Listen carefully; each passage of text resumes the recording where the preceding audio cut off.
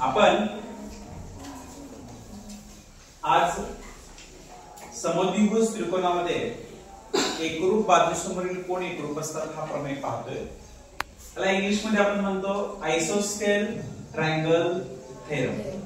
आयसोस्केल म्हणजेच काय तर ह्या दिलेल्या त्रिकोणामध्ये त्या दोन बाजू एकमेकाला एकरूप आहेत हे दिलेलं आहे. आता हा थेरम असा आहे, if two sides of the triangle are congruent then the angle of opposite of them they are congruent.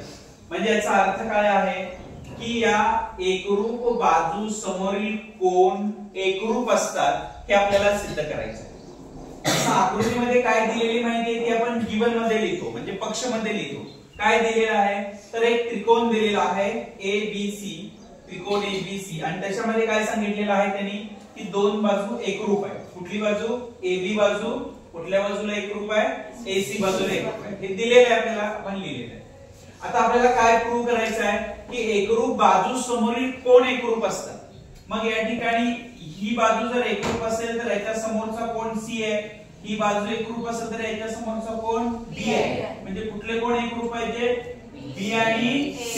म्हणून इथे लिहिले कोण ABC, angle ABC is congruent to angle ACB. म्हणजे दोन कोण एकरूप आहेत आपल्याला सिद्ध करायचं आहे. We have to prove it.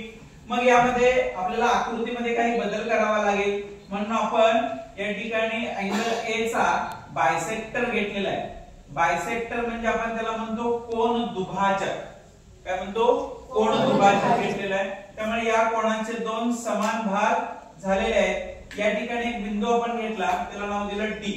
मग कन्स्ट्रक्शन मध्ये आपण काय लिहिलं to draw the bisector angle BAC.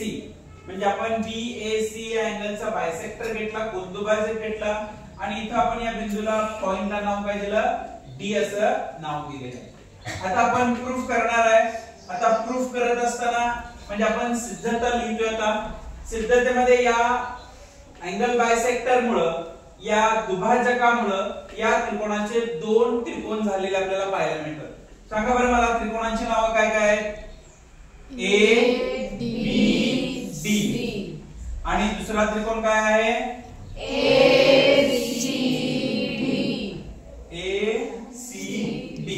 असे दोन त्रिकोण आपल्याला पाहायला मिळतात. आता या दोन त्रिकोणामध्ये आपण जर विचार केला तर बघा ही बाजू आहे साइड AB, ही कॉन्ग्रुएंट असणार आहे. कुठल्या बाजूला कॉन्ग्रुएंट असणार आहे कुठल्या बाजूला AC. आवाज यायला पाहिजे AC. Very good. आता AC ला ती कॉन्ग्रुएंट का आहे कारण आपण गिवन मध्ये सांगितलेलं आहे AB कॉन्ग्रुएंट कोणाला आहे AC ला आहे. पण इथं आपण काय लिहिणार गिवन, म्हणजे मराठीत आपण काय म्हणणार त्याला पक्ष. ओके. त्याच्यानंतर बघा अँगल BAD हा अँगल कोणाला कॉन्ग्रुएंट असू शकतो कोण सांगेल मला कुठला DAC. कारण आपण काय सांगितलं मगाशी कन्स्ट्रक्शन मध्ये सांगितलं की मी कुणाचा बायसेक्टर घेतोय म्हणून A अँगलचा बायसेक्टर घेतोय. म्हणून याचं कारण काय असेल कन्स्ट्रक्शन, म्हणजे आपण त्याला काय म्हणतो मराठीमध्ये रचना. ओके. आणि बघा या दोन्ही त्रिकोणामध्ये ही बाजू सामायिक आहे. कुठली बाजू AD. ओके. म्हणजे side AD is congruent to side AD. याला काय म्हणणार आपण कॉमन साइड. मराठीत काय म्हणतो आपण त्याला सामायिक भुजा. आता दोन ट्रायंगल कॉन्ग्रुएंट असण्यासाठी आपल्याला तीन गोष्टी पुरेशा आहेत. म्हणजे ही साइड, हा अँगल आणि ही साइड.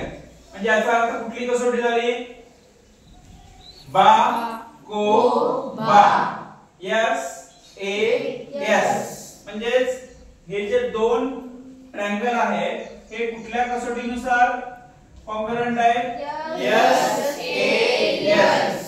आता यामध्ये हे जर दोन ट्रायंगल कॉन्ग्रुएंट असतील तर त्यांच्या साइड बरोबर त्याचे अँगल सुद्धा काय असणार आहे कॉन्ग्रुएंट असणार आहे.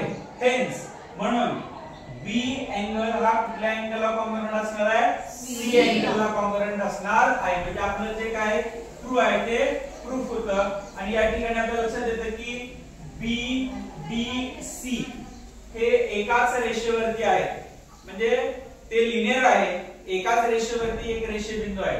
म्हणजे आपण यावरून सिद्ध करतो की या समद्विभुज त्रिकोणाचे पायालगतचे कोन कसे असतात? एकरूप असतात. म्हणून एकरूप बाजू समोरील कोन एकरूप असतात. Congruent side opposite angle are congruent. Congruent side opposite angle are congruent. समजला का प्रमेय? समजला.